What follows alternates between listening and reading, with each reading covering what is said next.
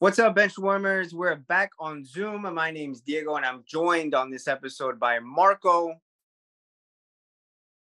and John, aka Gats. I had a little pause because we have a few Benchwarmers missing from this episode, and hopefully they'll be back with us next week for the finale, the grand finale of this 2022-23 season. But in the meantime, we're here so we can talk about everything that happened in the league, give you a recap of all the Prem action.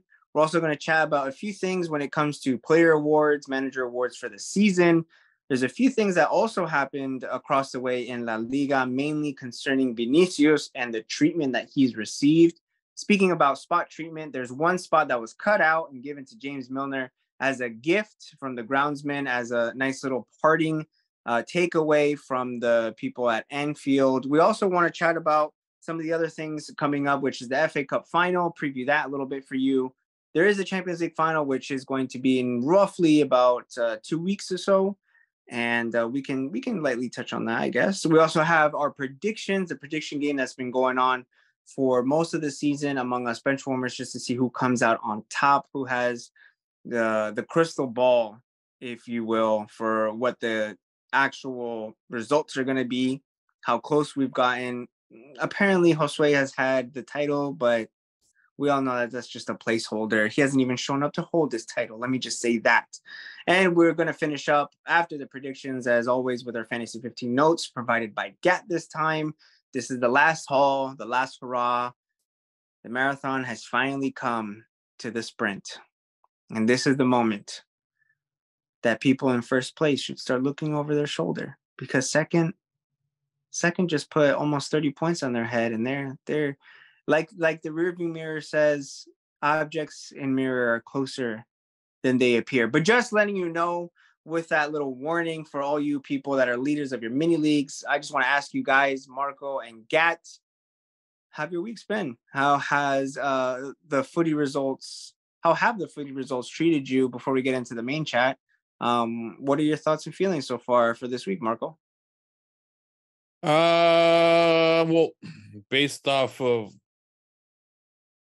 how this weekend ended for us, not so good, but the week has been all right. And look, I'm leaving it behind. I know for us the season ended already. Regardless of what we do, it's just more of a way to end, hopefully with the win.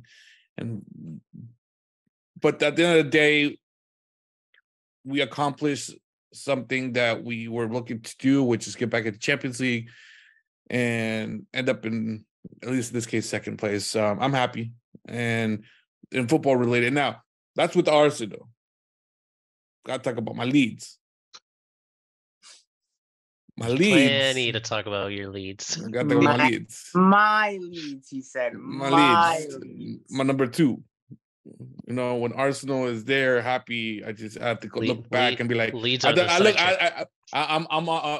has to be all the way at top, and I have to look all the way at the bottom and be like, fuck, what are you doing down there, kind of thing. So my leads needs a big game this weekend. I know we're going to talk about it, but I'm excited and nervous because I already had them. I believe I have to go back and check, but I think I already had them relegating this season. And I asked them to prove me wrong, and so far they haven't, but they're still on game. There's still 3 points out there. Yes, they can get the 3 points and still be relegated, but hopefully if there's a God out there who hears my prayers, help them out. God, and make sure that Everton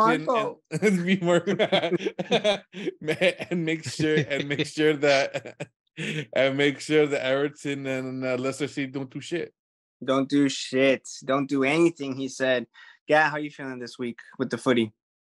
Not too bad. Can't complain. United won both of their games, so that's always a plus. How is it? Yes, sir. Get that out the way. Nice little Champions League guaranteed for us, which is great. But no, overall, I mean, it's been a fun end to the season, especially with some of these results that I'm sure we're gonna touch on. So, and it's been a fun watch. I'm ready for Sunday. I'm ready for D-Day. D-Day, decision day. Throw the kids on, Gat says. Throw the kids on. We're going to get into all of that. And before we do, a friendly reminder and a thank you to everyone that has commented, liked, supported, subscribed to our content. We do enjoy having these chats amongst ourselves. And also, we want to hear from you. We want to hear your voice on the bench. We want to hear from you, City fans. You still have one chance. You have one last chance, City fans, to show up. Chelsea fans, I know I'm going to get into it. I'm going to gloat because it was wonderful to have secured Champions League and dunk on Liverpool heads while doing it on top of Chelsea. That's great. It was a nice little two for both barrels for United this weekend. But back to the reminder, make sure you like, comment, subscribe to all of our content. If you're watching us on YouTube, if you're listening to us on wherever you get your favorite podcasting platforms, please don't shut us off just because Marco said he has a second team called Leeds. He just wants to support them, and support him he will. As far as support, guys, I don't know how they are. In Spanish, we would say it's a different word, obviously, but as far as phonetically, soportar, how would the Spurs fans be possibly soportando this kind of form? 3-1 in their own backyard to a Tony-less Brentford, and Bumo, Wisa, dunking on him. And I'm going to say that, I feel like I'm going to say that quite a bit for this game week recap. But if you guys hadn't caught the match, of course, the typical goal and involvement by Harry Kane, blah, blah, blah, blah, blah. But then after a decent first half, right, Gat, we saw Brentford kick it in. Yeah, I mean, just really quickly, yeah, it was a pretty good first half by Spurs. They really set the tone, or at least we thought they set the tone for how the rest of the match was going to go, especially their final home game of the season. Just a quick note on Kane before we continue praising Brentford. It's crazy how the likes of Erling Haaland are pretty much shutting out Harry Kane for this season because he's still second best goal scorer for the season. If there was no Haaland, he would have won the Golden Boot already. So it's crazy to think that, yeah, we say this week in and week out that Kane is single-handedly dragging this Spurs team to the finish line. We'll see if he gets them over the finish line on Sunday, but I mean, just he's what a player. He still had a great season. So credit to him. And then just Brentford just turned it on. I mean, they're still fighting for Europe, so you can't count them out. And we've been saying this, I've been saying it all season. You can never sleep on a team like Brentford. They're a big physical team. They will take it to you. And if you're not mentally prepared for Brentford, they will tear you down. They will peel your layers back like an onion and just slice right through you. And we saw that. Lots of analogies on there. Peeling onions, crying with onions. If you're a Spurs fan, Marco, would you be crying after this result? I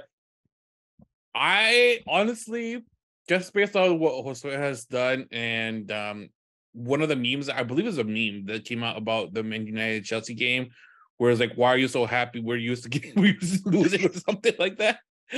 You're nothing special. We lose every week or something. Yeah. We lose every week. We lose every week. You're I mean, instead of crying, because of course, I mean, Arsenal has gone through hell and back, but I mean, instead of crying, I'd make jokes, man, because it's I mean, I'm happy with what Spurs is going through, and of course Chelsea as well. But if I were a fan, I'd be pissed. But instead of crying about it, I'll joke about it because you know what? It's not worth it. Like I'm just gonna have to wait until next season and see if anything happens. Which, in my eyes, nothing will because Kane's leaving. So you're fucked. Kane is leaving. Well, let me see. Leeds and Spurs, Brentford City, Villa and Brighton. It's gonna be pretty tough, at least for Tottenham to wrap up even the Conference League qualification, because as far as the table goes, 1 point behind Villa, 1 point above Brentford. Fulham are too far behind. Europa League is already out of reach. What else is there for Spurs to even push for? do they even want Conference League at this point? I mean, Exactly. the type of season that they've endured, it's crazy to even say this, but the kind of season that they've had and just the turmoil with Conte and everything like that, and just they're even more of a roller coaster season. Like, is it even worth it at this point? I don't know. And I'm pretty sure that's what they're asking themselves as far as management, Daniel Levy, Ryan Mason, who's going to come in there. Of course, I'm not privy to, I don't have my ear to the ground as far as Spurs rumors, but we've seen already the confirmation of Pochettino to Chelsea. Another week has gone by, and I haven't seen any names as far as front runners for the Spurs job. It really Yeah, they feels were like something that's going to go vacancy, like in a FIFA career mode. They were heavily looking towards the Feyenoord manager Arne Slot, and he just came out, I think, either this morning or late last night. He pretty much said, "Nope, I plan on staying here another season. Go away." Of course, I'm paraphrasing into a narrative that fits me because fuck Spurs, but so yeah, I don't even know who else they would even be linked to. I mean, who else is even available? Potter, Rogers, Big Sam. Mhm. I heard something about Rogers in the championship, but either way, we'll get to that because I want to keep things moving. Yes, we can touch a little bit on United's away game to Bournemouth. I had a little bit of a fear in the back of my head because Bournemouth at the time were still under pressure. This was, I think, much more relaxed on the beach type of Bournemouth team. Casemiro with a nice little acrobatic finish off of Ericsson, which he repeated again today, and we'll get to that. But that was the beginning of what was a nice little 2-game stint for United to win and secure top 4. But we can move forward because I think the more, I guess, surprising or not shocking, but the more surprising result was Liverpool won, Villa won at Anfield. Now, this game, many fans, whatever, what have you, people thought that it should have been a rout. It should have been easy pickings. They definitely had the jump on both United and Newcastle. Newcastle also, after struggling, we'll get to that too. But Liverpool and Villa, man, it was almost poetic. The fact that Ollie Watkins got the early penalty and then missed it was one thing. And it felt like, oh, here we go. Of course, Villa had it and they fluffed it. They completely let it go. Jacob Ramsey with a tidy finish off of Douglas Luiz with that assist in the 27th minute.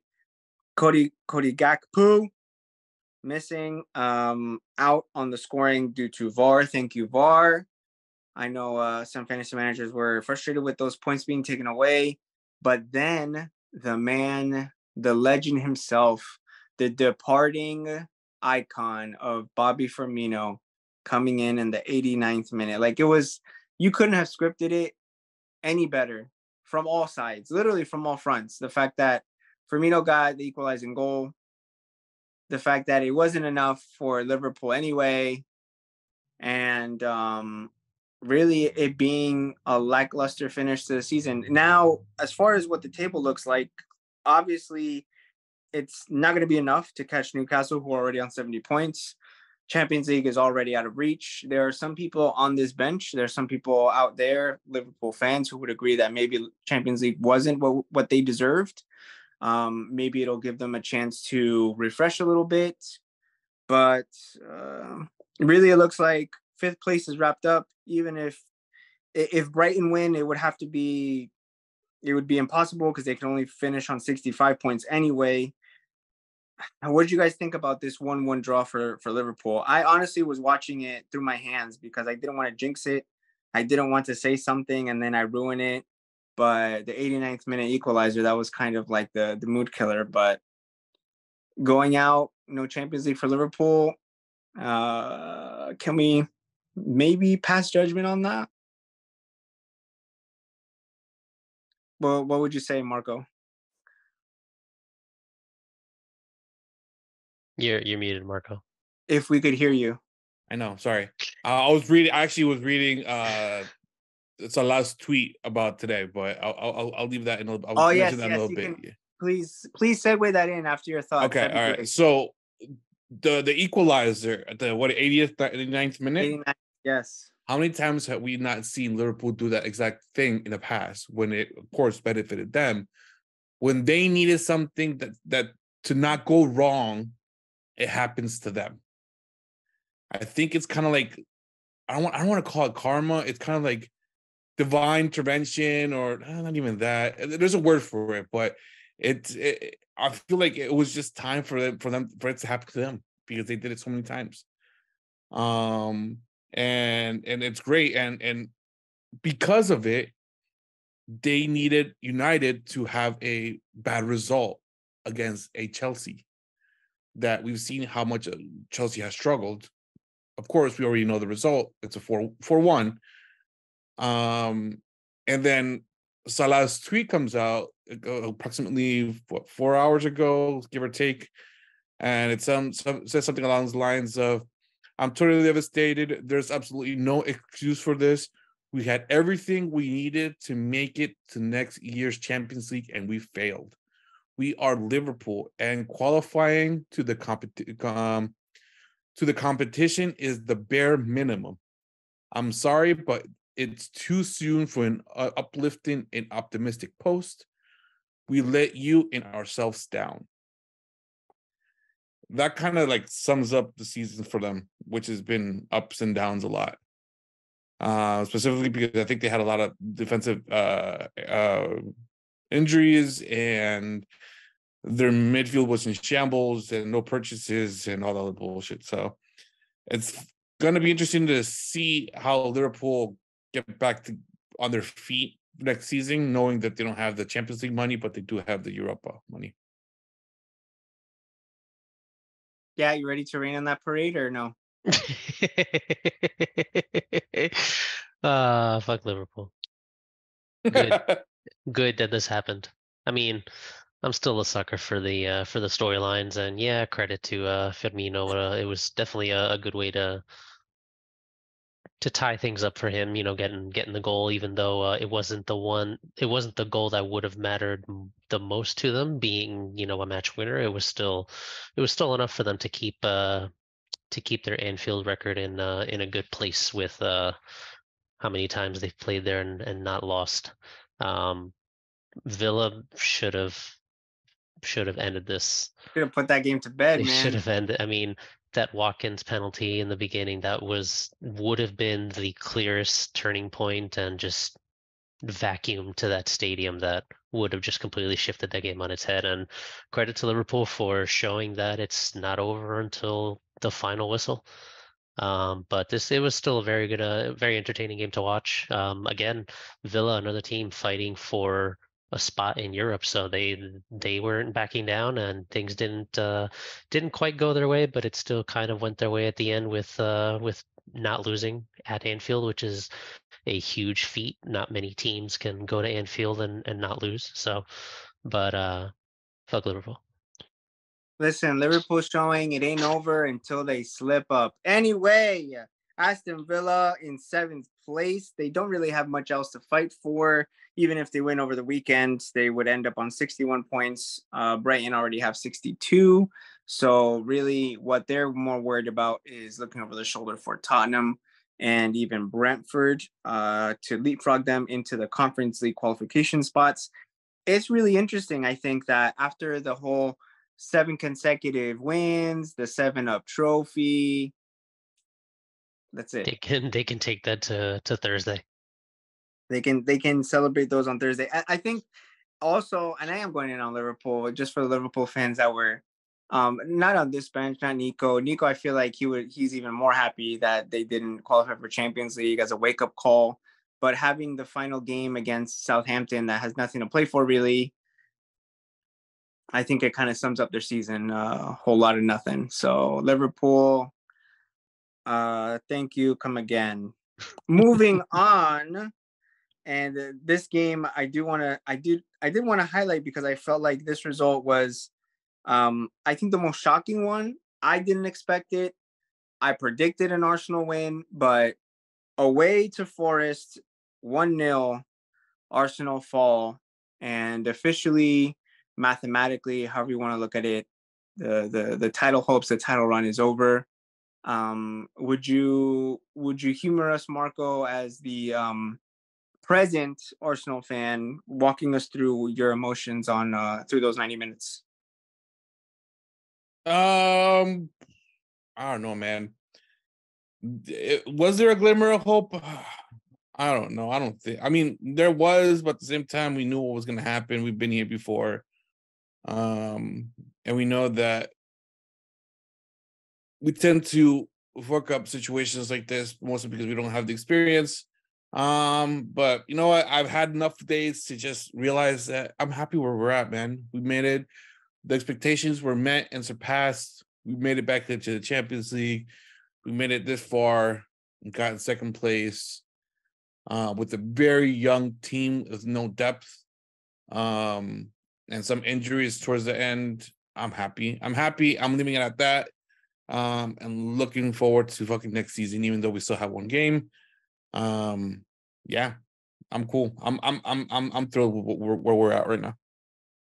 What was going on? And this is something that I do have a note for myself personally. The commentators were going in on Arteta's experimental right back in Thomas Partey. Can you do you have any explanation for that, as far as like Arsenal side, or chatting with like other fans, or honestly, maybe even in like-minded forums? What was that all about? Believe it or not, I believe the chat was pretty quiet that day. The Arsenal chat that we have with Jimmy and Eric and Jeff, you and Kyle, but he keeps on kicking himself out. It was pretty quiet. I mean, I saw it and I threw me off. I'm like, are you sure you're putting him left back, or are you really playing with three in the back? Because at times that was my idea. I was like, okay, why don't you just do three in the back, make sure that you have two people are holding to run back and you're good. But I mean, did I like it? No, Partey's not that type of player. I mean, defensively, yes, but I don't think Partey has the speed or the mental awareness to. With Partey, it's like when I play pro clubs. It's just like I can get the ball back and then I don't know what to do with it. Sometimes I feel like Partey is that type of player. In that position, yes. At least that's what the commentators were saying. Why would Arteta put Partey in that position where obviously the personnel that he's had before, at least they have the inclination to move the ball forward? Every time he had the ball, yes, he would secure it, but he would either go backwards or sideways. And then whatever kind of build-up play and attack would just fall apart. And then I remember very clearly, they're like, listen, by halftime, that has to change. This experiment has to change. He cannot go out with Partey in this same position. And I understand that obviously you have injuries. Tomiyasu's out, and you have some other wingbacks that clearly they can't even swap sides. But like even with a Kieran Tierney, who we swapped out for Kiwior anyway, maybe starting with those, keeping White as a right-sided center back, put him back in the right back position, keep Kiwior and Gabriel. Obviously, this is all hindsight. Tierney could have started, I feel, but it really looked like, at least for the majority of the first half, which is when Forest got their goal, and a pretty tidy one at that, with Awani absolutely smashing whatever expectations they had for him for the end of the season. At any point, at least in the second half, did you feel like, you know what, we can get back into this, we can get a goal? I mean, there's always that opportunity. I think we have the team to be able to do it if our mindset is there, and if we haven't lost the game to ourselves. And in this case, in my opinion, we did.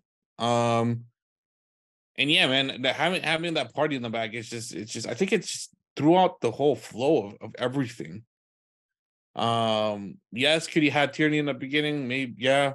But hey, I think they want to experiment, man.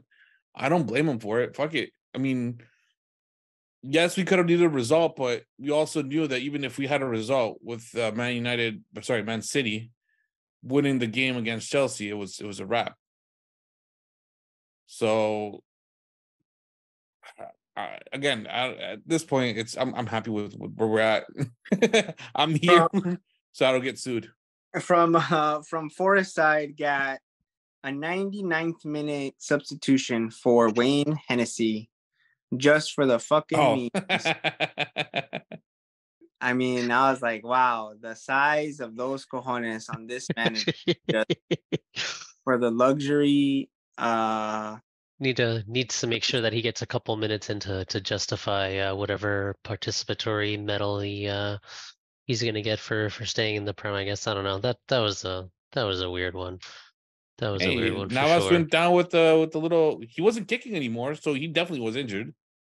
I mean, 99th minute though. I mean, if you can't continue, you can't continue, man. You're gonna kill Yeah, it is what time. it is. You're gonna kill Yeah, it time. is. Fuck it. Might as well do it, man. It He is. got It to is what kick it the is. ball and hear the whistle being blown. It It is what took it is.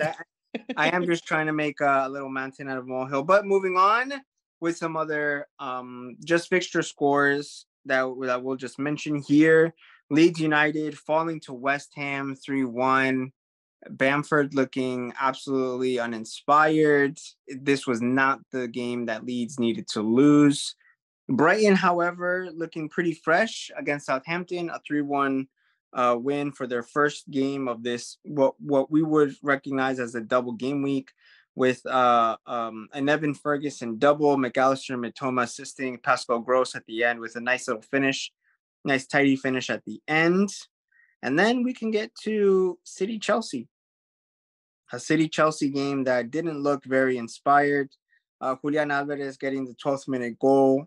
It really didn't look like Chelsea had any answers for whatever this kickabout was It for. it it also it also was mean on City's end because of course once the result happened with Arsenal, you know, they crowned champions. The team that freaking Man City put out was just humiliating to Chelsea. The fact that they had, I forget what the number was, but it was millions upon millions of dollars on the bench alone. To have that kind of Yeah. bench is absolutely ridiculous. And Man City, they were always in complete control. They not once did they ever look like they were gonna allow Chelsea to do anything. They were just playing with their food at that point, and that was just evil.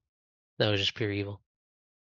Cole Palmer starting, Rico Lewis starting, as well as Calvin Phillips, Sergio Gomez, Phil Foden, Alvarez, Mahrez, and with a bench, like you said, of Rodri, Haaland, Gundogan, De Bruyne, Stones, Grealish, Ederson, Silva, and Ruben Diaz. Literally the starting 11 all on the bench. I do want to, even though there is a 0-0 with Newcastle and Leicester, which I think there's not really much to say here.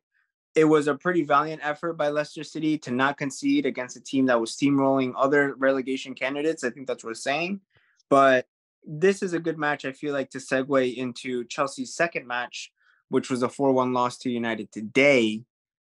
And it wasn't pretty at all. Really, even in the first half, or what I would say my thoughts for it would be, it never looked like there was a moment where Chelsea were going to threaten. And at times, something that I would credit Gat to saying, chatting while watching this, like the thought that I had, and one thought that Gat had sent after was that probably Madueke was the only threat. Madueke was the only threat. Obviously, Joao Felix getting that tidy finish past De Gea, right? A nice little low tucked into the corner. Otherwise, listen, this game was pretty much wrapped up very quickly by United. And having this resurgent Casemiro from an Eriksen free kick, another goal, another nice little headed goal, a lot of frustration with Anthony Martial and his touches, and then Sancho basically hearing me yell at my own screen and providing the assist for the second goal. It was nice to see Marcus Rashford get onto the pitch, Bruno dispatching the penalty really calmly, just off to the side of Kepa, literally putting no pace on the ball, just placing it where Kepa hadn't dove. I think the biggest question mark here, yes, it's nice to celebrate, like I said, dunking on Chelsea, and at the same time ending any possibility for Liverpool to qualify for Champions League. It's like, okay, losing Anthony for the FA Cup final is probably something that is not the best, not the greatest. I think at this point, like, I know Gat would agree, maybe throw on the kids for the Fulham game, throw on Pelistri, throw on Garnacho, maybe even some Iqbal action. I have no idea. But that would be awesome. as far as looking at preserving what's left of the starting 11, it doesn't look like it was pretty good for Antony, especially considering the fact that it's next week. That the game is on Saturday. I don't know. It might be too close. Any closing thoughts for this on the United 4-1 result gap before we move on? It ended up being another day at the office, but it just goes to show that you can spend $600 million all you want. If you do not spend it in the right places, this is what's going to happen, because like I mentioned to you, Madueke was probably their most lethal player on the pitch today. He was the one that was getting into all the spaces and getting all the balls in, but there was never anybody on the other end of those cross balls that were ever going to put it away. Havertz had a really good one that was just too hard and Gallagher couldn't get to it. There was a lot of those all match. They just spend all the money you want. You need to spend it in the right spots. They We didn't lose spend it. every week. 600 million. They didn't spend it on an out and out number 9. They're not going to get the goals. I mean, Aubameyang. yeah, he's going. Hey, Aubameyang already got his chip, all right? He got his chip. He got his chip. It's fine. But I mean, even on the United side, yeah, it was a great game. I mean, not even great. I wouldn't call it a great game. It was a decent game. They should have, number one, 6-7 goals at least got. If this was any other team, we might be having a different conversation, because Chelsea were still able to, Madueke, Asterix, was still able to slice us through like nothing. Yeah. So if this was any other team, if we play that way next week, we're done. Because you put anyone that knows where the back of the net is, and Chelsea could have easily been up 2-1, 3-1 even in the first half, because they just had so many good clear chances that they just couldn't put away. But yeah, on the other end, once we finally got into the game, we could have easily put 6, even 7 away. It just didn't go our way, and that's definitely something to work towards. And I even told you early on in the game, I texted you, I said, we're doing it again. We were 1-0 up, and we just didn't look like we were going to get a second one, and Chelsea had all this time on the ball, and luckily for us, it was Chelsea, so nothing happened. And I mean, it went our way today, but it's not always going to happen that way. So there's definitely a lot of room for improvement for next week, next season, so on and so forth. Honorable mention for Brighton's game against City, holding the now crowned champions to a 1-1 draw. An absolute peach of a goal for Julio Enciso, darting it right into the top bins from what? I think that was like at least 30 out, right? At least 30 out. I want to make sure. I want to actually look that up before. At least 30 out. This was a great game. Brighton are going to be so pissed that they couldn't walk away with all 3 points here. It was just that good of a game. And I mean, it was more like 25. 30 sounds better, so we'll keep 30. More like 25. But yeah, you were saying it's a very interesting project. I'm very concerned, however, as far as if that team is going to be ripped to shreds and players are going to be leaving left, right, and center. You know, some of the other things that I was mentioning actually with a few friends today is like the wages for some of the players, Moises Caicedo, Estupiñán, McAllister. Brighton obviously won't be able to offer up, you know, their coffers aren't as stuffed with some other clubs that have the backing financially to do that. So they're out. And that's also because Brighton are such a well-run club that they're even giving their entire backroom staff and anyone that's not directly involved with the on-field decisions, they're getting a 20% bonus just because they made Europa. Correct. So I remember huge credit to the management, to the club itself. That just shows you that's how you run a club. Everyone that gets a paycheck that says from the football club, they deserve just as much recognition as anybody on the field. So that's why they don't have money to potentially pay all these wages next season, and good for them.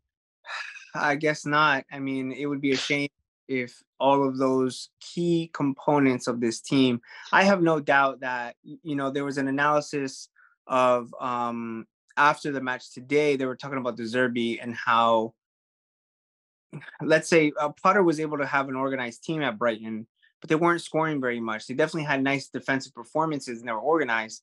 And then De Zerbi came in and opened all of that up. And you have these goal scorers with Ferguson, with Enciso, with Mitoma, who was definitely underperforming and then blasted, overperformed all of his statistical, at least,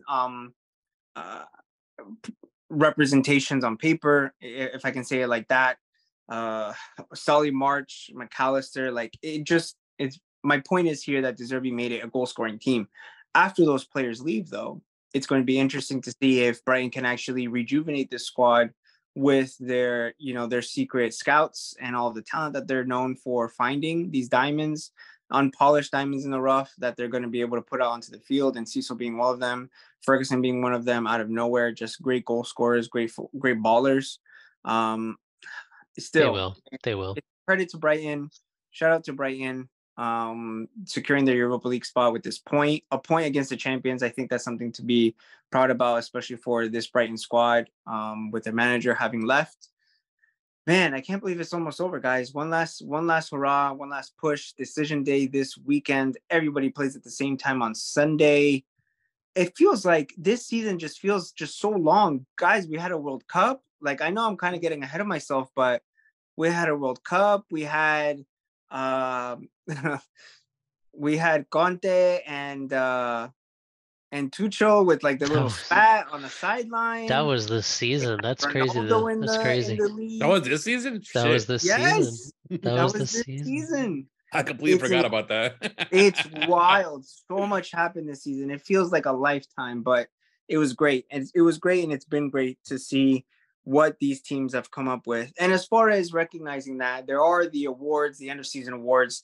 And just for you guys, we're going to do that really quickly. The award predictions for Player of the Season, Young Player of the Season, and Manager of the Season. I'll start with Manager with my biases. I really feel like, well, let me before you give your take, let me at least read off the nominees in case. Right. I feel like it'd be a shame to not put this name out, but go ahead, Gat. I will pass the baton up to you so you can give me the nominees for Manager of the Season. For anyone who has been living under a rock, the nominees that the list came out at sometime last week. We have Arteta, De Zerbi, Emery, of course, Guardiola, Eddie Howe, and even Marco Silva make the shortlist for Manager of the Season. So go ahead, continue. What are your thoughts?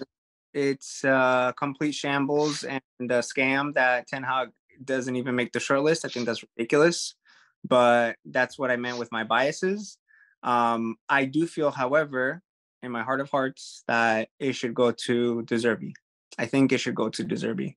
I feel that the whole, all the typical stereotypes, shoestring budget, working on, limited resources, getting the most out of his players, the exciting football that he has now, nice little, Guardiola bootlicking here and there and some interviews.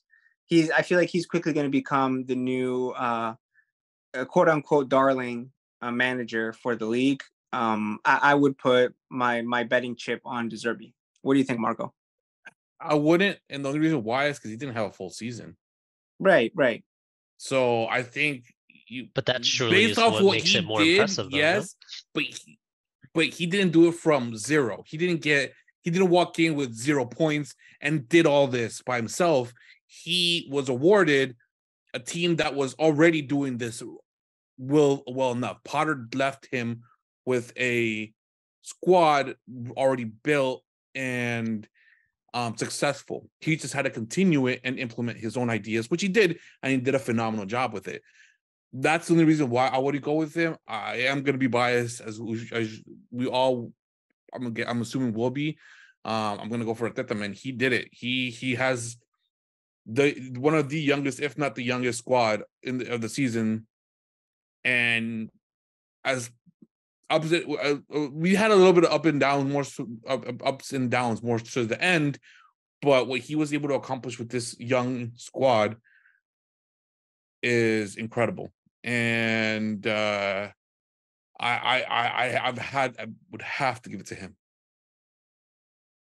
I'm gonna counter with the De Zerbi propaganda, the anti-propaganda. It's not anti-propaganda. It's all facts and truths. He's managed He's managed 31 games out of 38. He took over in September. That's as close to the beginning of the season as you can get. I mean, it's not the beginning of the season though. It's a month. It's a month and 6 matches. I don't know. I don't know we've what seen managers come in that do, I don't want to say better or worse. Marco wants the birth certificate to say born in USA Brighton for De Zerbi in order for it to count. Bro, if he can do it again next season, give him this year's and next year's. But if he can't do it at the beginning, then that's different. Hey, I'm not dunking on your Arteta nomination. I'm just saying, if you're gonna put out this anti-De Zerbi prop, you got to get your facts straight, homie. Because 31. I mean, my facts are there.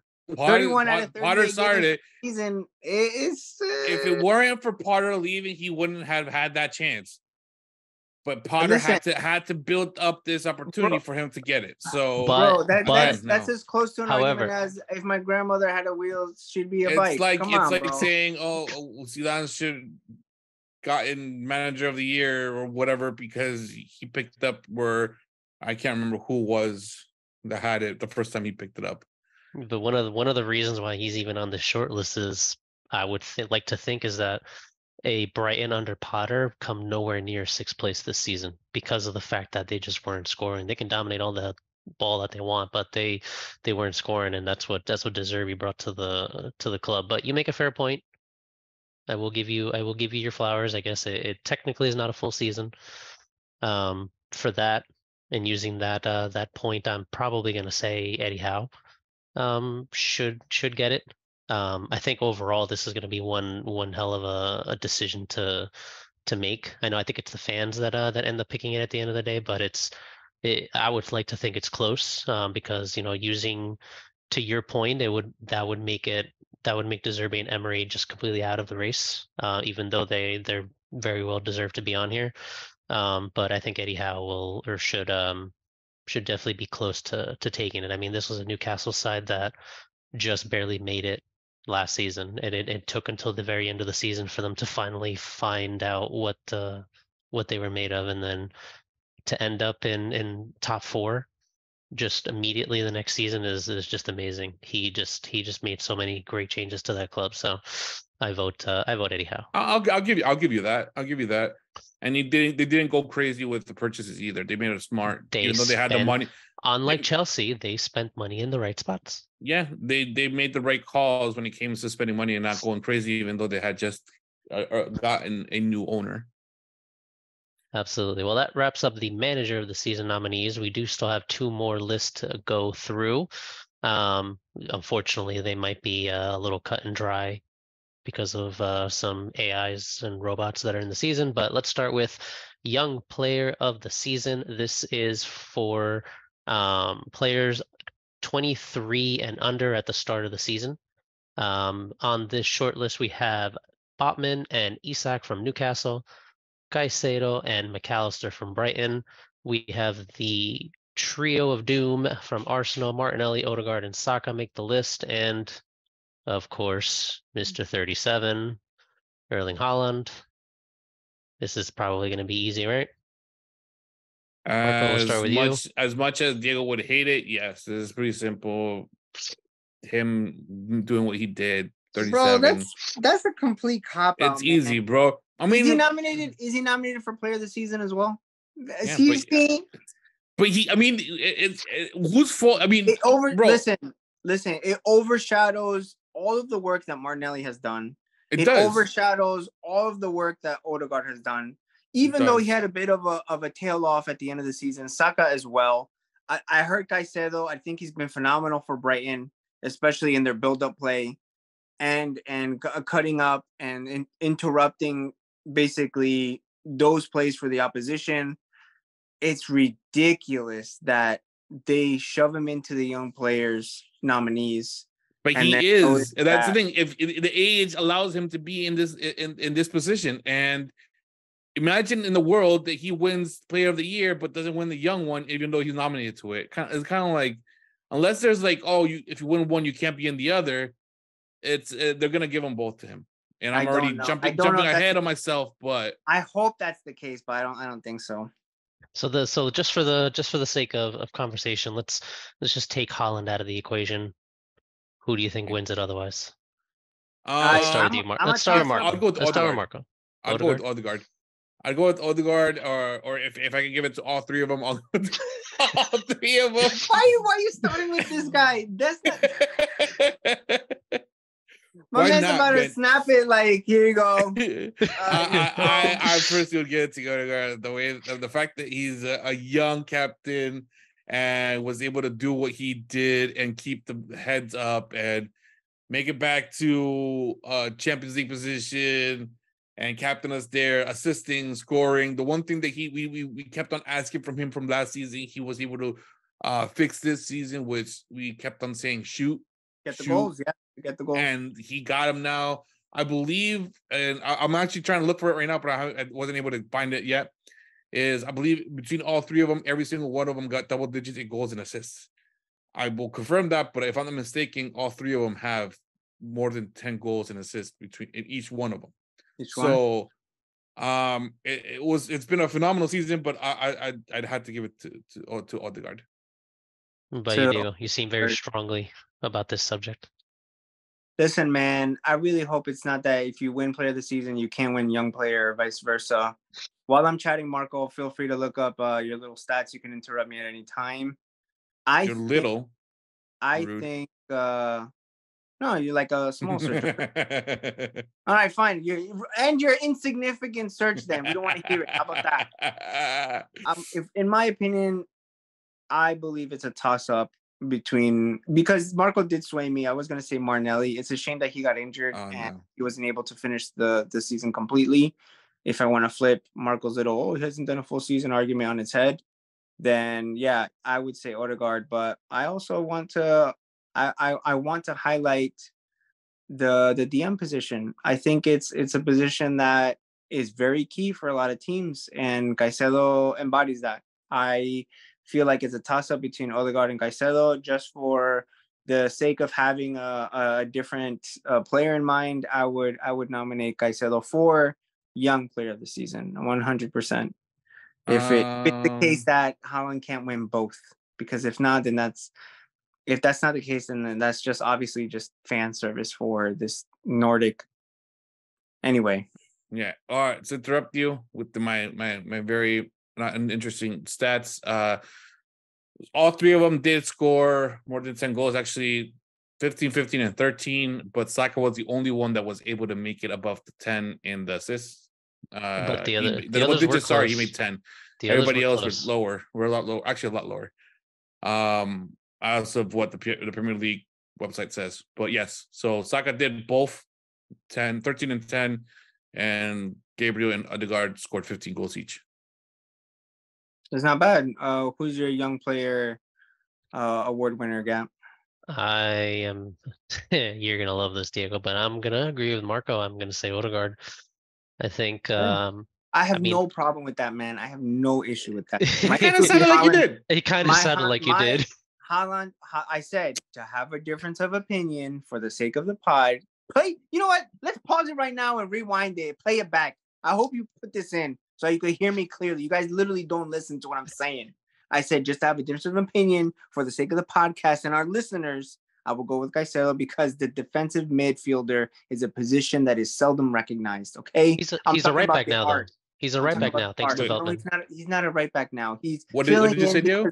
He's filling in because obviously he had a falling out with whoever was back there, and he's not playing anymore. Obviously, the same thing with Solly March, who apparently the rumors basically were that his injury wasn't even that crazy, and it just turned out that De Zerbi freaking benched him because he was having a difference of opinion, and he just up and left. The same thing that happened with Trossard. But I digress. I have no problems, no qualms if Odegaard gets it. I had a difference of opinion to make it a little bit more colorful for our listeners, so it's not a three-man freaking squad raising the Odegaard flag. It'd be nice if Caicedo wins it. Because you had a different opinion, you're going to bench me and Gat now? That's crazy. As long as, yeah, absolutely. Screw you too. As long as Haaland doesn't get it for both of them, that's what I have a problem with. But go ahead. No, that was it. I mean, just one last thought before we move on to regular player of the season. I feel like Odegaard was probably the more consistent of the three. I mean, we saw it early on. It was the Martinelli show to start the season. Later on in the season, it became the Saka show. But throughout it all, it always seemed like Odegaard is the glue that kept this team together for the entire season. So that's why I voted for him. Moving on to our final list here of player of the season. We're going to start with Odegaard is on this list as well. So is Saka. We'll see how this goes. Rashford makes the list for United. Kieran Trippier on the list for Newcastle. Another one that has been overshadowed by the damn robot in Harry Kane. He makes the list for player of the season. And we have Kevin De Bruyne and, of course, the Norwegian fraud. What do we think here? Diego, we'll start with you this time. I'm just gonna say Haaland, because if I don't say Haaland, I get laughed at because, oh, look at him, he got it wrong. Oh, the most obvious answer, and he said it wasn't. No, listen, I told you guys I'm a bona fide hater, just to obfuscate all kinds of abuse that's headed my way by not saying, oh, look, Haaland was such an easy win, and you didn't listen. Harry Kane. So we'll do the same. So we'll do the same thing then. So taking Haaland out of the equation, you'll say Kane. I think I'll say Kane. I feel like he carried that team, bro. I mean, you can't be mad at that. What is it? 28, 29 goals for the club. 28 goals this season. Scoring, I think the stat was scoring in 27 now out of matches or something like that. I don't know.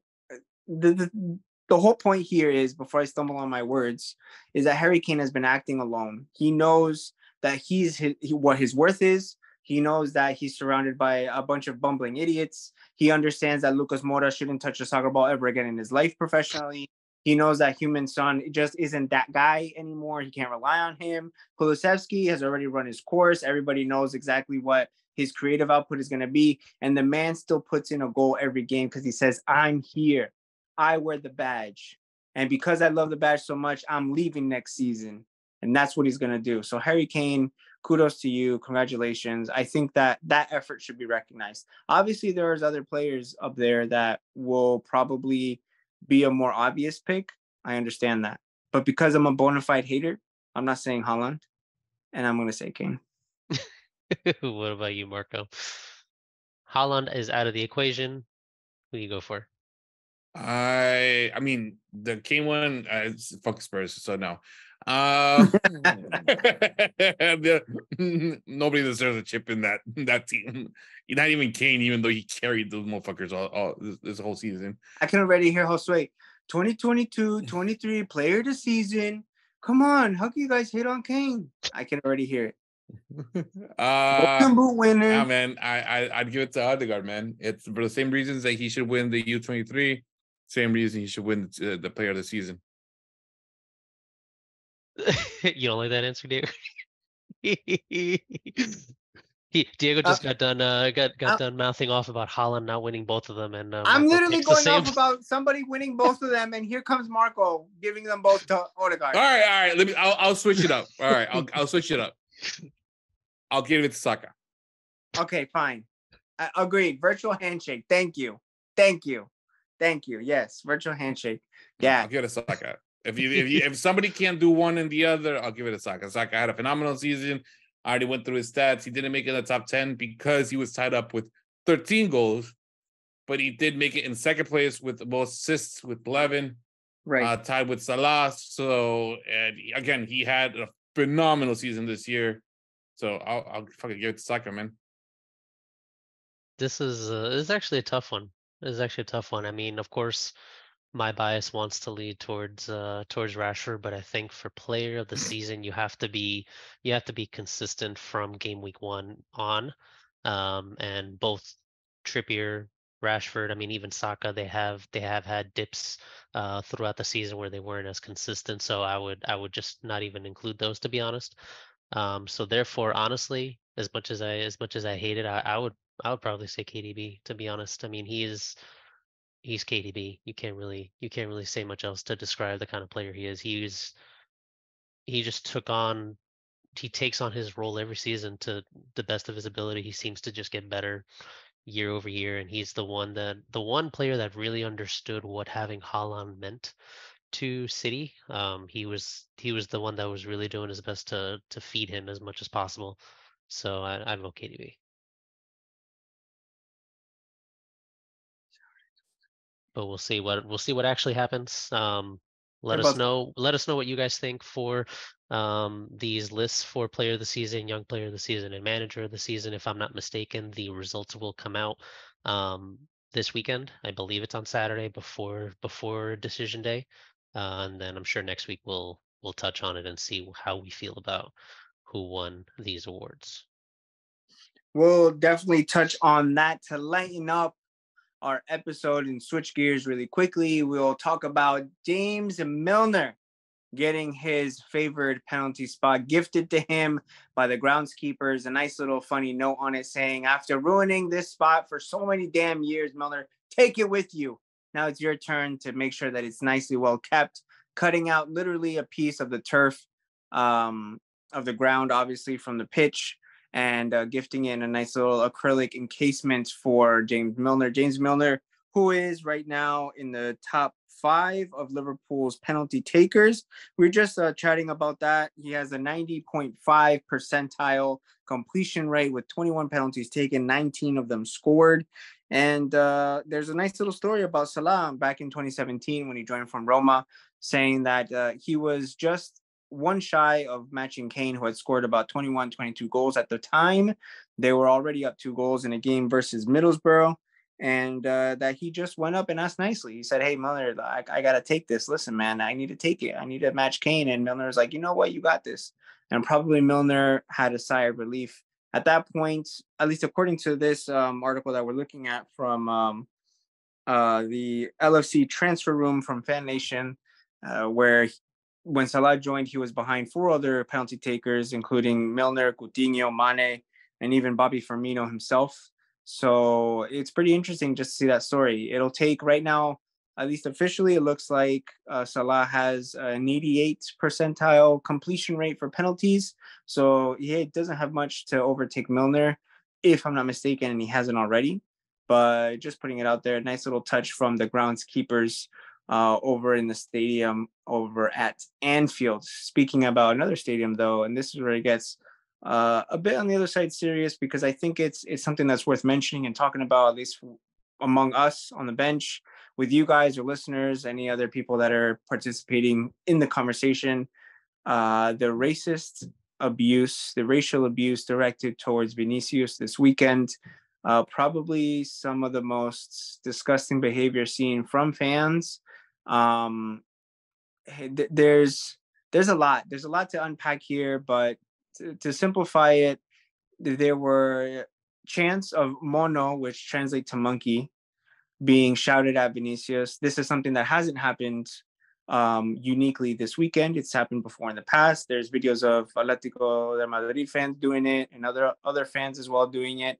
The team in question this weekend, Marco, was Valencia. that was abusing him was Valencia, already relegated. I think they're last place, right? Last place Valencia. No, I think they were 2 points up. I have to check now to see if they got relegated or not, but I don't think they are yet. Well, they should be relegated regardless. Valencia fans shouting the mono chant.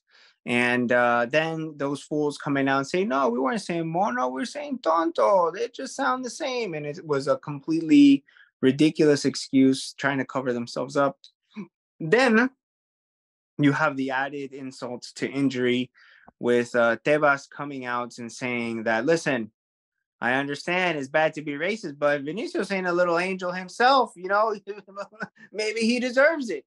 And probably the worst kind of response that a league president can have as far as victim blaming for Vinicius.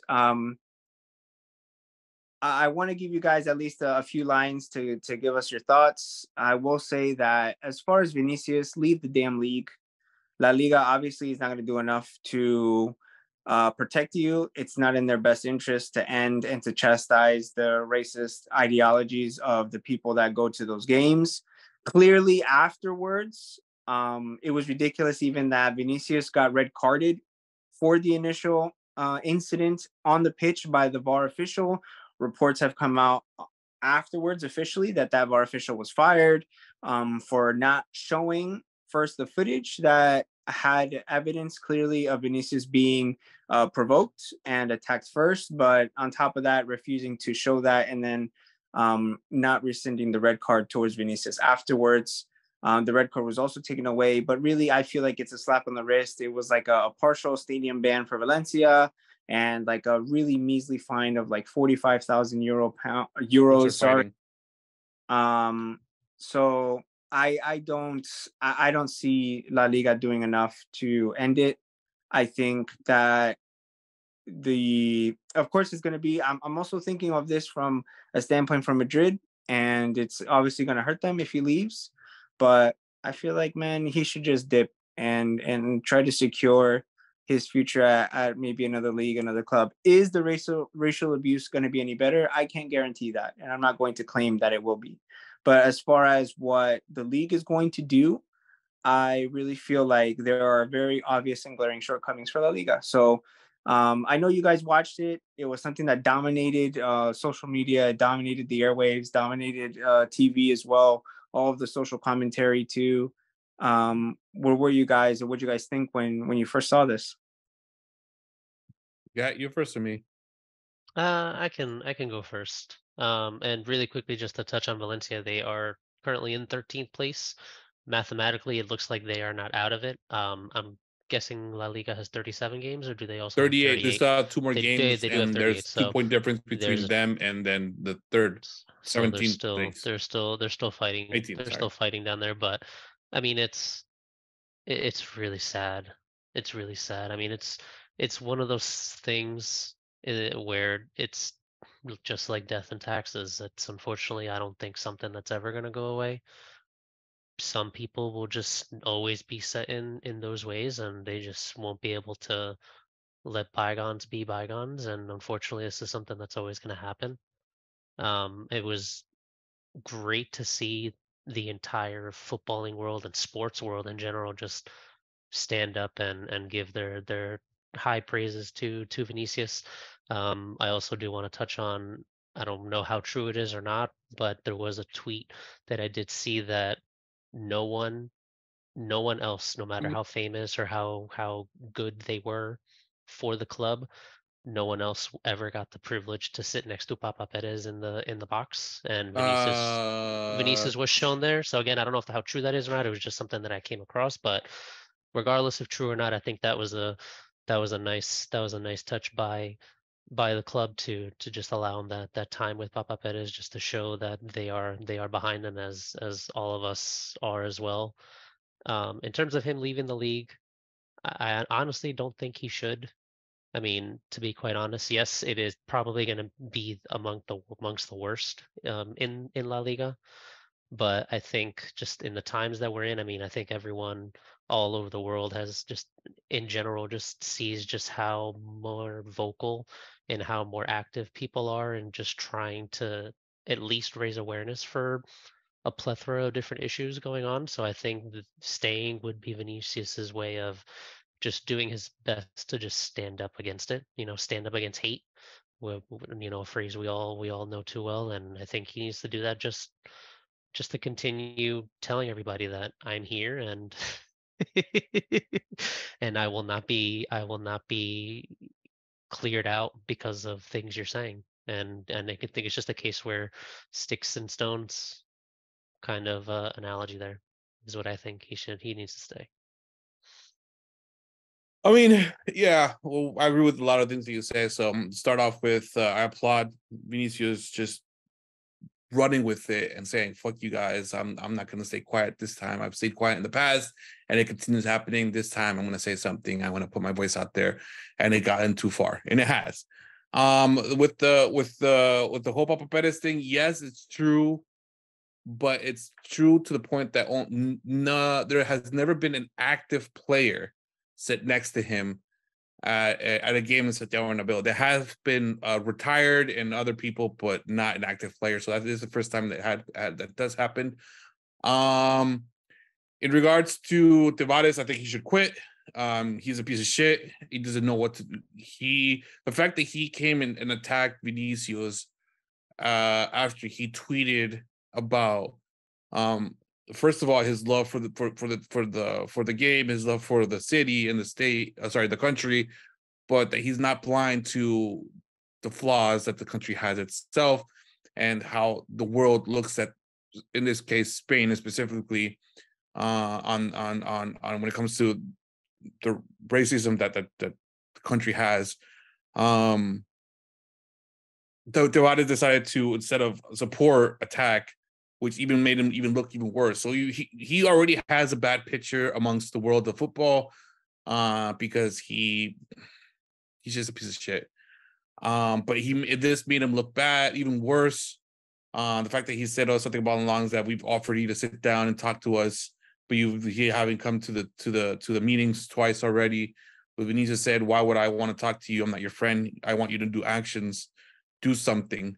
The fact that the league put the government of Spain responsible of having to deal with the racism within the stadiums is something that backfired really quickly, because they're like, "Oh, well, we don't have the methods of policing this.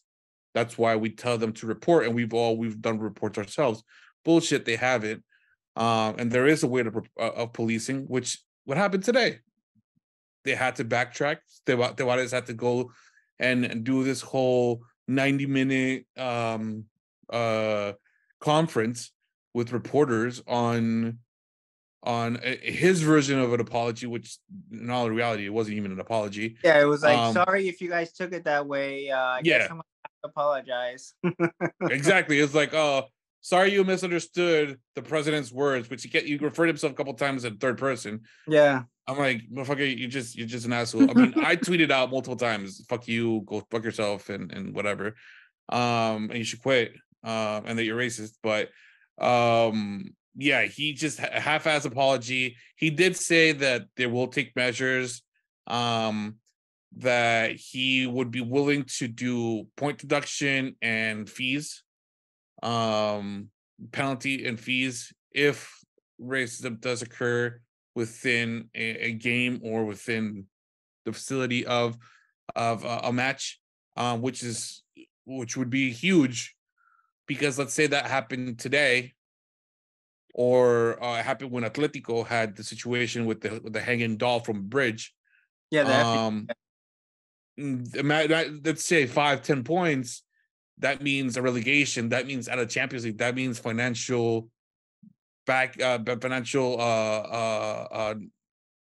repercussions. Yeah. Repercussions for any team. So that will incentivize the teams to put their foot down against these ultras. I don't want to even call these assholes of people, these inhumane people, to be like, "Hey, you can't be part of this. You're out. We don't want you here." So he did say that. Will it happen? It's only time will tell. I feel like the next we still have two more game weeks. I don't see this happening again in the next 2 game weeks, but it's for the future, right? It's to see what will happen. Should Vinicius leave? No, he's not going anywhere, man. My man loves our Real Madrid. He's not going anywhere. And I'm happy he's not, man. I'm happy he's not, because that's giving everybody else, all those racist assholes out there, a win. And they don't deserve one. They don't deserve a win. They deserve to remain in the closet, in a dungeon, in wherever they deserve to be, because they're just horrible human beings. But the last thing I did want to mention was the Valencia, I believe, had a game today which ended up losing. And one of the things that they're doing right now is they have this big banner that says "Stop the Racism," something like that, which one of Valencia's players was not part of the holding up of this banner. And it was also a Black player that has also received racist abuse in the past, specifically against Gades, I believe it was. I could be wrong. I have to double check that. But they were aware of it and nothing was done. And And in his message was, putting up these banners is not enough. You putting up these banners just saying "We'll stop the racism" is not enough. You have to do more. Of course, this was before, if I'm not mistaken, this was before Davis's conference. So so the message out there at the time was, well, the country is really not a racist country. It's just small instances that happen every blue moon, and we'll just report it, but that's not the case. So to conclude, this whole bullshit is, I still think Davis should be out. I still think that Valencia should have gotten more fines, and I don't know, even getting the stadium completely have like dark matches, no attendees thrown at them, because also the delay on their response, I'm backing up and saying something about racism. It took them 2 days to tweet something out. 2 days. 2 days had gone by with all this negativity on their team, on their fans, and yet they decided not to do anything the moment of. They decided, one of their, I can't remember if it was who it was that came out, and instead of saying no to racism, he came after Vinicius. So I think Valencia should have received a bigger fine, and more stuff should have been done to the team, so that they show them as an example of what can happen if you allow this again. That would be nice. That would be nice to have seen a harsher punishment, and I'm glad that you guys can vocalize your thoughts. We want to know what you guys think, especially our listeners, but people that have seen this, people that, sadly, there may be listeners that have even experienced this. We want to know what your thoughts are as far as the actions that the league has taken, La Liga, the punishment that has been given and dished out to Valencia. Is it enough? Is it too little? Is it too much? What your thoughts are for the next steps, I think would be interesting to hear your voices on the bench. But we're going to move forward. Hopefully the league can move forward. Hopefully Vinicius can also move forward with a positive message. There's a lot of support outpouring for him. But of course, I would agree that just the same, it takes much more. At this point, it's at the point where I also feel that it's going to take a much larger concerted effort to be able to solve this issue as far as racial abuse of the league's own players. What I do want to move on, though, there is one FA Cup review. I'm not sure if there really is much to say, Gad. This City team is firing on all cylinders. Haaland looks dangerous. It's more of a game where I feel like I'm running on 100% passion, spelled with a PASHUN, because losing Anthony, I mean, we do have Casemiro back. Not having Lisandro Martinez in the back is going to be a detriment. I think Lindelof has been doing exceptionally well for what he's been deployed to do next to Varane. Varane was also mentioned to have been already singled out as a key component for next season, obviously with his minutes managed. Does it seem... It definitely is an uphill battle. I have to concede against the City side. Do you see any avenues for United to win this even comfortably? I don't think it's going to be a comfortable win for either team. 90 minutes? Yeah, I think 90 minutes. I think 90 gonna minutes will. I be think 90 settled. minutes will decide it. 90 minutes will decide it, I think. But for us, of course, it is definitely an uphill battle. I mean, considering the team we're going up against. But at the end of the day, it is also a derby. And yes, during the regular season, I mean, we're 1-1 when it comes to this particular derby. Of course, one match a little more embarrassing for us, but I think this is a good chance for revenge for what happened the first time around. It's also a United that have shown so much progress this season, and with Ten Hag at the helm, I mean, even for this Sunday, he's not taking no for an answer. He has that mentality. He wants to win every damn game. He doesn't care who it's against. So I hope that is gonna propel us to win. I mean, it's gonna be an uphill battle regardless. But I think with the way the season has gone, I think the players will be up for it, and I think it's going to be a really good match. I hope it's going to be a good match. I hope it's not a freaking rout. I really hope it's not a game that happens to be the same as what happened with the first matchup against Holland and Foden, with both of those fools getting hat tricks. But I'm just cherishing the opportunity to be able to play this game. Whatever the outcome is, I'm obviously going to be pulling for United, and we're going to have to wait for the date to show up and roll around. There's really not much else to say as far as the FA Cup preview. We don't have any City fans here or anywhere in the world to have their say, so sorry, guys. We're going to move on to the predictions. That is one thing that we can have our say in. That way we can actually give our thoughts on what we think the final score is going to be. We have 3 matches on the docket for this week. What are they for Decision Day, the last kickoff of the season?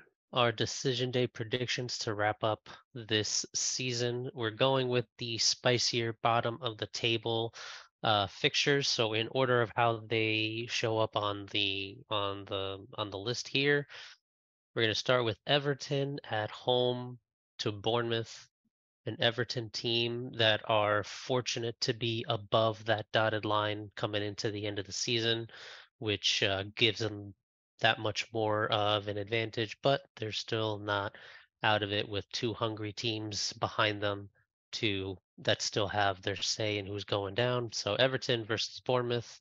Marco, what do you think? Bournemouth 2-0 with a brace of Solanke.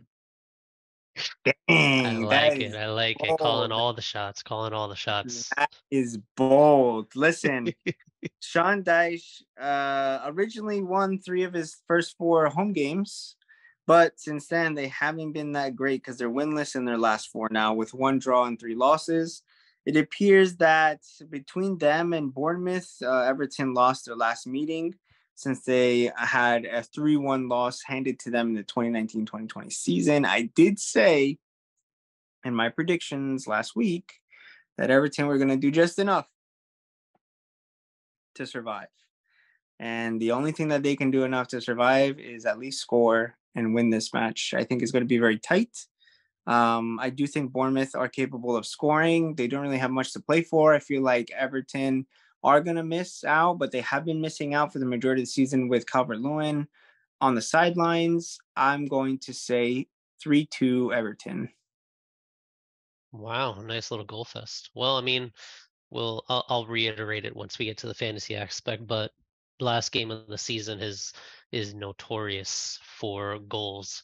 So that 3-2 does sound appealing. However, um, I do just want to say on Bournemouth before I give my prediction, if there was a comeback team of the season category, I would say that Bournemouth deserved to be on there after their heavy defeats early on in the season, getting rid of their manager, and then sticking with I forget who the current one is, O'Neill, I believe.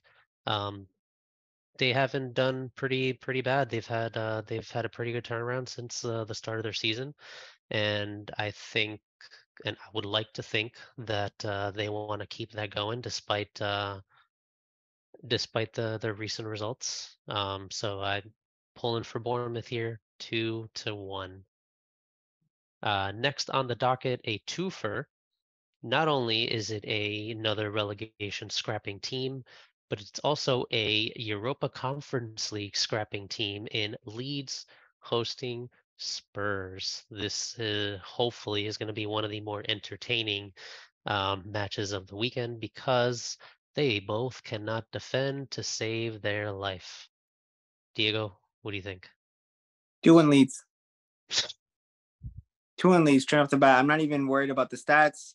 I'm not even worried about the fact that Leeds have just won once in their last 10 Premier League games against Spurs.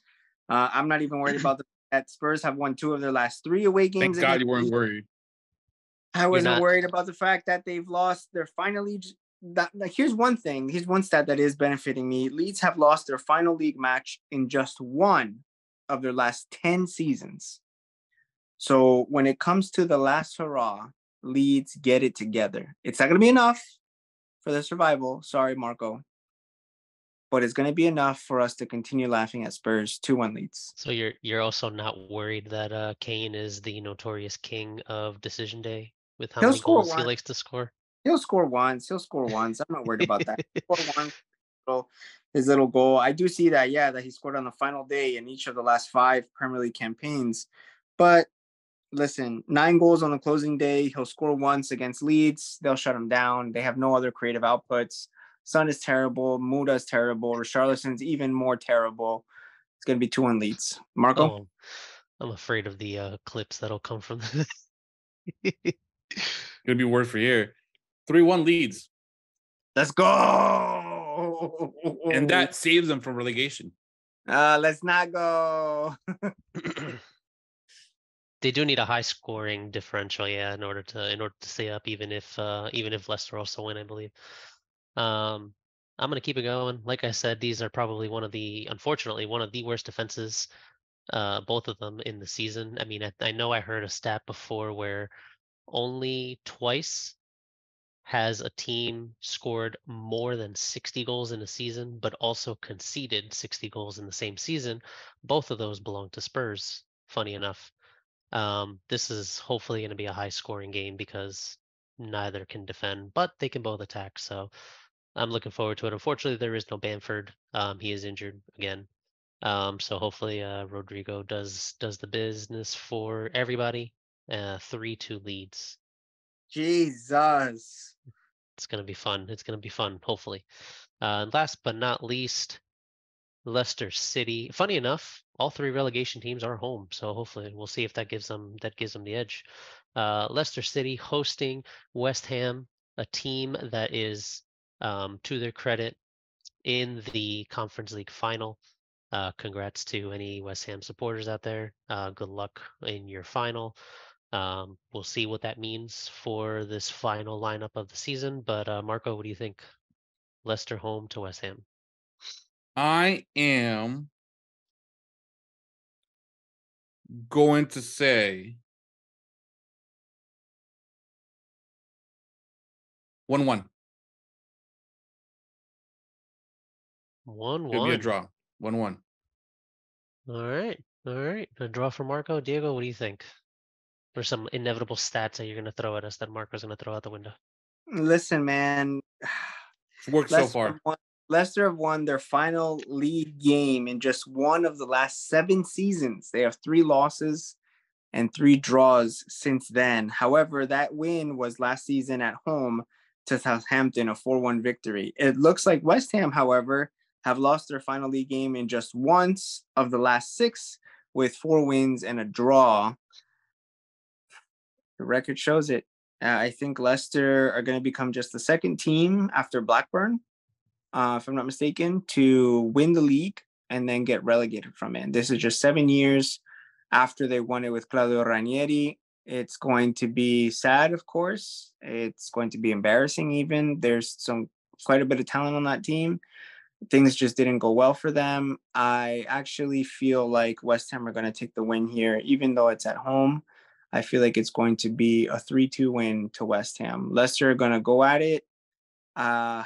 Whether Vardy kicks in, brings us a parting gift, if I can have the pun. But it just feels like Bowen, Benrahma, these guys have been kicking up at the right moment. Declan Rice scoring goals, like what the heck? 3-2 West Ham. 3-2, adding to the goal fest that will be decision day. I am fully on the back of Leeds staying up, so therefore I will go West Ham 2-1. And that wraps up our predictions for the season. We'll get input from the rest of the bench. We'll have all of our tallies for our season review episode and see who comes out on top. That's it. And that wraps it. We do have some notes on our Fantasy 15 segment that Gad is going to provide us with, and then we'll wrap it up on this episode for you guys. It's the last moment that you can make the last push in your mini leagues. If you're trailing by 20 points, if you're trailing by 30 points, even if you're trailing by 60 points, it's still possible. So Gad, go on ahead. The floor is yours. All right. So this is the end. This is D-Day, as we've been saying it all episode. One final deadline All the games kicking off at 11:30 Eastern on Sunday, which means a 10 a.m. deadline. For us on the East Coast, that is very, very beneficial. We can afford to leave it a little bit late, see if we can get any team news, any leaks out of the way. That'll hopefully help us make our last decisions. Just really quickly, just something that I pulled up, some top transfers in and out this week, just to give you an idea of who are some of the names you're going to hear in this segment. Top transfers in, leading the way at over 120,000 transfers in, Eberici Eze for a Crystal Palace team that have been pretty good under Roy Hodgson, unfortunately. They should have stuck with Vieira, but we've already covered that.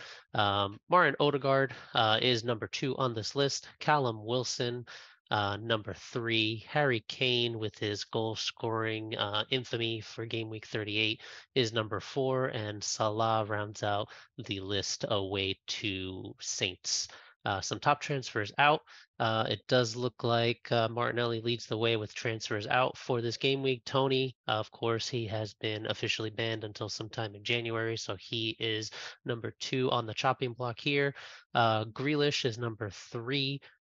City is a tough one to try to predict for this final game, and he may or may not still be hungover as the clips as they make their way around Twitter. You can see that he is very much enjoying his time. A very surprise one, Erling Haaland is number 4 of top transfers out. He is, funny enough, one of the moves to get to Kane as a fun little send-off punt for game week 38. And last but not least, Marcus Rashford does round out the list of top transfers out. So getting into the actual notes, like I've already mentioned, game week 38 is notorious for goals, and more goals. Over the last 5 seasons, Decision Day has seen an average of more than 3 goals per match on the final day, with over 30 goals being scored across all 10 matches over the last 5 seasons. So hopefully that continues, and we'll see a goal fest. And of course, there's still plenty to play for. Of the 10 matches, half of those still have some meaning to it. We've already touched on in the predictions with the relegation fight with Everton, Leicester, and Leeds. Only one will actually survive. And same holds true for Europe. Villa, Spurs, and Brentford, only one will survive there as well. So those are definitely some of the teams that you're going to want to target. A lot of people in the fantasy community were able to roll their transfer last week. So a lot of people likely have 2 transfers to use for their final game week to get some punts and have a shot at a higher rank at those mini leagues. So again, just to refresh, Everton host Bournemouth, Leicester host West Ham, Leeds host Spurs, Villa host Brighton, and Brentford host City. If you are out there and you somehow still have your free hit or your wild card, like some people, this could be a great time to just throw the kitchen sink at the game, have some fun with it, and see what you can come up with. On the other side of things, however, the template is still actually going to stay fairly strong. A lot of managers are going to pretty much stick with most of the usual suspects. For example, Trent, Trippier, Salah, and Isak. If you have them, you're probably going to hold them. You're not really going to get rid of them. They do have some pretty good fixtures, so those easy holds. However, you do have teams and assets from the likes of Brighton, City, and even United. If you have those players, those are probably going to be the ones that you choose to sacrifice just to have a little bit of fun and get some left field picks if you are chasing in your leagues. For City, Haaland seems to be the consensus, despite being on the top transfers out. He's still likely to be the one City player that you're probably going to hold on to for this final game week. Like so Grealish, Mahrez, Alvarez, those are the ones. If you own them, those are going to be your sacrificial lambs to get some of these punts into your team. For Brighton, same thing. McAllister, Matoma, or Estupinian. Likely that only one of those players will probably stay in your team. You're going to get rid of one or two of the others just to have a go at it. And even for United as well, Rashford, as we just heard on the list for top transfers out. Luke Shaw is unfortunately injured. He had some back discomfort, which was the reason he came off today. Anthony, we already know he is injured. Do Rashford and do Bruno both stay in your teams if you have them? Who knows? They do play Wolves on the final day. The Wolves that are known to be pretty tough to play against defensively. So maybe Fulham. you can afford some punts there. Were you gonna say something? Fulham, no? I'm sorry. Yeah, Wolves they play. It is Fulham. You're right. Thank you for that correction. Yeah. Fulham. Even then, Fulham, another team that have been doing really well. They got Mitrovic back, so it's going to be difficult. So some of the punts to consider if you do want to have some fun with the game for those teams that I've mentioned that are fighting for relegation and fighting for Europe. You can look to punt towards the likes of McNeil or Doucouré from Everton, Vardy, Madison, or Barnes from Leicester, Rodrigo or Harrison from Leeds, Kane and Son for Spurs, Watkins, Ramsey, and Bailey for Villa, and Bomo and Wisa and Raya for the save points if you want to punt on a Brentford asset. There are some other noteworthy punts for other teams that don't really have anything to play for. Eze is top for the list of transfers in. He is a great pick. For a Palace team who are home on the final day. Yeah, they might be considered on the beach, but I don't think they're going to want to end their season in front of their fans, just coasting along. So he's a great pick. Olise and Edward are also on the list of some fun transfers that you want to consider. Any Arsenal mid, whether that's Odegaard, Saka, even Trossard as well, would be some noteworthy punts to bring in. For Brighton, the forward specifically would be your punts here, whether that's Ferguson coming off the back of his pretty nice return in 37. And even in game week 36 a couple of weeks ago, he also did fairly well. And Ciso, who did somewhat come well for me, Undav or even Welbeck are going to be some fun punts for the Brighton forwards. Marco called it already, so hopefully it comes true. But Solanke will get a brace. He is another fun punt if you need someone. Also, he is cheap, so he can also enable some funds for the rest of your squad. Diego also mentioned before about the West Ham midfield. Benrahma, Fornals, Bowen. Those are some fun picks as well for their last game, and even Danny Ings as well. I mean, they do have a cup final that they have to keep in mind. Is Antonio really going to get 90 minutes? Are they going to want to save him and make sure he's rested for that final? So we'll see how much time Ings actually gets. On the United standpoint, Garnacho is going to be your punt. He is, I believe, 4.1, extremely cheap. Will definitely be able to enable some more transfers on your team. And last but not least, the icon at Anfield, Bobby Firmino, could very well be playing his last match in a Liverpool shirt. How much time he's actually going to get in a game that doesn't really matter to them anymore. He might very well just start and play the whole time. I mean, I know I sent Diego a tweet about a fantasy manager in the top 10K who did punt on Firmino last week and got really lucky with his return. So those are some noteworthy punts from around the league. Taking a quick look at the captaincy for the weekend, it's actually a fun weekend for captaincy. Kane is actually coming out on top as the captaincy choice, mainly because of his notorious goal scoring in game week 38.